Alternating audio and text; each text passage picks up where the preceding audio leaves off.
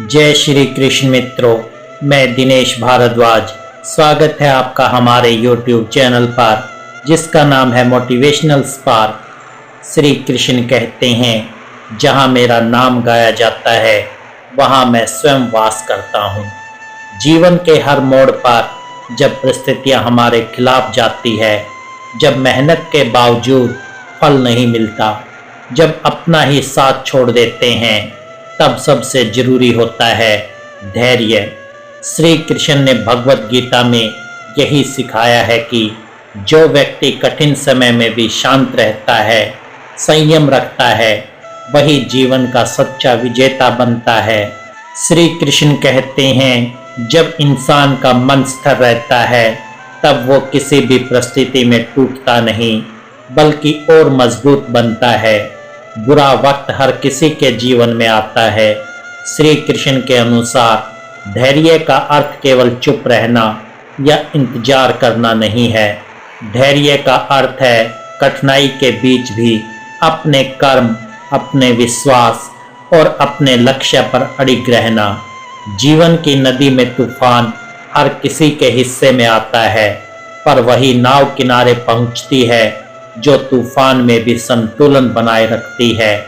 श्री कृष्ण का संदेश यही है, जो समय का इंतजार करता है, जो अपने विश्वास को नहीं छोड़ता, जो विपत्ति में भी सकारात्मक रहता है, वही अंततः अपने जीवन का स्वामी बनता है। इसलिए जब जीवन में कठिनाई आए, जब सब कुछ अंधकारमय लगे, तब स्वयं से कहो, कृष्ण ने कहा है, धैर्य रखो, ये भी बीत जाएगा। क्योंकि सच्चा भक्त वही है जो विपत्ति में भी अपने ईश्वर, अपने कर्म और अपने आप पर विश्वास बनाए रखता है। समय बदलता ही है, और जो व्यक्ति उस परिवर्तन के बीच अड़िग रहता है, वही शांति, सफलता और संतुलन का सच्चा अधिकारी बनता है। श्री कृष्ण ने सिखाया है कि जब जीवन कठिन हो, जब कोई राह दिखाई ना दे, तब धैर्य ही वो दीपक है जो अंधेरे में प्रकाश देता है। धैर्य रखने का अर्थ ये नहीं कि हम हार मान लें, बल्कि ये है कि हम हर परिस्थिति में अपने मन को स्थिर रखें और अपने कर्तव्य को जारी रखें। जब हम अपने विश्वास को अड़िग रखते हैं और धैर्य नहीं खोते, तब ईश्वर स्वयं हमारी सहायता के लिए प्रकट होते हैं। जीवन के संघर्ष में कई बार ऐसा होता है कि हम अकेले रह जाते हैं, प्रयास विफल लगते हैं और मन कहता है कि अब सब व्यर्थ है। लेकिन वही समय होता है जब श्री कृष्ण का ये वाक्य याद रखना चाहिए, उठो, जागो और अपने धर्म का पालन करो। धैर्य वही रख सकता है जो भीतर से ये जानता है कि समय स्थिर नहीं रहता। आज जो दुख है, कल वही अनुभव बनकर तुम्हें सिखाएगा कि जीवन को कैसे जीना है। जब जीवन हमें परखता है, तब हम सोचते हैं कि ये हमें तोड़ रहा है, पर असल में वही हमें गढ़ रहा होता है। श्री कृष्ण ने अर्जुन को यही सिखाया कि तू अपने कर्म में दृढ़ रहे, परिस्थिति चाहे कितनी भी प्रतिकूल हो, लेकिन अपने धर्म से पीछे मत हट। उन्होंने कहा, हे अर्जुन, मनुष्य का धर्म है कि वो अपने कर्म को पूरी निष्ठा से करे, चाहे परिणाम कुछ भी हो। यही धैर्य का सार है, कर्म करते रहना और समय पर भरोसा रखना। जब कोई व्यक्ति धैर्य से काम लेता है, तो उसकी दृष्टि बदल जाती है। वो केवल कठिनाई नहीं देखता, वो उसमें छिपी शिक्षा को पहचानता है। जैसे श्री कृष्ण ने जीवन भर अन्याय का सामना किया। बचपन में पूतना, कंस और असंख्य राक्षसों से लड़े, लेकिन उन्होंने कभी क्रोध में या जल्दबाजी में निर्णय नहीं लिया। हर बार उन्होंने परिस्थिति को समझा, सही समय की प्रतीक्षा की और फिर धर्म के अनुसार कार्य किया। यही धैर्य का श्रेष्ठ उदाहरण है। अगर जीवन में आज कुछ भी तुम्हारे अनुसार नहीं चल रहा, अगर तुम्हें लगता है कि प्रयास बेकार जा रहे हैं, तो श्री कृष्ण की ओर देखो। उन्होंने कभी हार नहीं मानी, कभी निराश नहीं हुए क्योंकि वो जानते थे कि समय परिवर्तनशील है।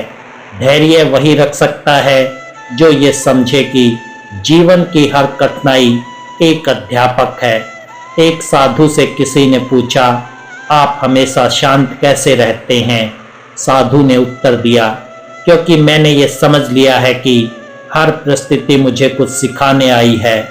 अगर मैं सीख लूं तो दुख समाप्त हो जाता है। यही श्री कृष्ण की शिक्षा है। जो सीख लेता है वो मुक्त हो जाता है। जो भागता है वो बार बार उसी परीक्षा में गिरता है। इसलिए जब बुरा वक्त आए तो भागो मत, रुक जाओ, सांस लो और श्री कृष्ण के वचनों को याद करो। धैर्य रखो, ये भी बीत जाएगा। समय का पहिया हर क्षण घूम रहा है। आज जो दुख में है कल वही तुम्हें ज्ञान देगा। आज जो अंधेरा है वही कल का प्रकाश बनेगा। धैर्य ही वो शक्ति है जो इंसान को पतन से बचाती है और उसे आत्मबल की ओर ले जाती है। श्री कृष्ण कहते हैं, जिसने अपने मन को जीत लिया उसने संसार को जीत लिया। और मन को जीतने का सबसे बड़ा साधन है धैर्य। श्री कृष्ण के उपदेशों में धैर्य केवल एक गुण नहीं बल्कि जीवन जीने का आधार है। जब इंसान परिस्थितियों से हार मान लेता है तब वो अपने ही भीतर के ईश्वर को कमजोर बना देता है। लेकिन जब वो विपरीत परिस्थितियों में भी संयम और धैर्य से काम लेता है तब वही व्यक्ति असंभव को संभव कर दिखाता है। महाभारत का एक उदाहरण बहुत गहराई से ये बात समझाता है। जब पांडवों को जुए में हारने के बाद वनवास मिला तब उनके पास ना घर था, ना राज्य, ना आराम। सब कुछ उनसे छिन चुका था। लेकिन युधिष्ठिर ने उस कठिन समय में भी अपने धर्म और धैर्य को नहीं छोड़ा। भीम क्रोध में जल रहे थे, अर्जुन प्रतिशोध की अग्नि में थे, पर युधिष्ठिर ने शांत रहकर कहा, जो हो चुका है वो मेरे कर्मों का फल है। अब मेरा कर्तव्य है कि मैं इसे स्वीकार करूं और सही समय की प्रतीक्षा करूं। उनका ये धैर्य ही बाद में धर्म युद्ध की विजय का कारण बना। अगर उन्होंने अधीर होकर कोई जल्दबाजी की होती तो शायद पांडव कभी विजय ना हो पाते। यही उनका जीवन का संदेश है कि जो व्यक्ति धैर्यवान होता है वही सटीक निर्णय ले सकता है और वही अंततः सफल होता है। एक बार सोचो, जब द्वारिका में शिशुपाल ने श्री कृष्ण का अपमान किया था तब भी श्री कृष्ण ने तुरंत क्रोध नहीं किया। उन्होंने शिशुपाल को 100 अपराधों की छूट दी। जानते थे कि अधैर्य में किया गया कार्य धर्म की मर्यादा को तोड़ देता है। जब शिशुपाल ने सीमा पार की तब श्री कृष्ण ने सुदर्शन चक्र चलाया और उसे मार दिया। ये प्रसंग ये सिखाता है कि धैर्य का अर्थ सब कुछ सहना नहीं है बल्कि सही समय तक संयम रखना है और फिर धर्मानुसार कार्य करना है।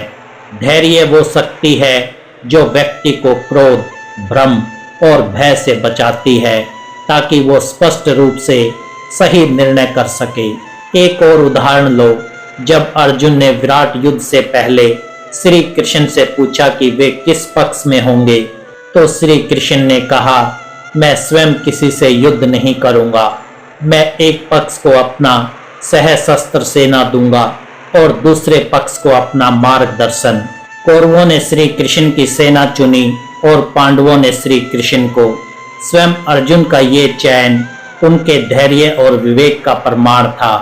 उसने समझ लिया था कि भले सेना कम हो पर सही मार्गदर्शन मिलने से जीत निश्चित होती है। ये सिखाता है कि जब हम धैर्य से सोचते हैं तो हम बाहरी शक्ति नहीं बल्कि आंतरिक समझ को प्राथमिकता देते हैं और वही समझ हमें सफलता की ओर ले जाती है। अब एक साधारण जीवन का उदाहरण देखो। मान लो किसी व्यक्ति का व्यापार लगातार घाटे में जा रहा है।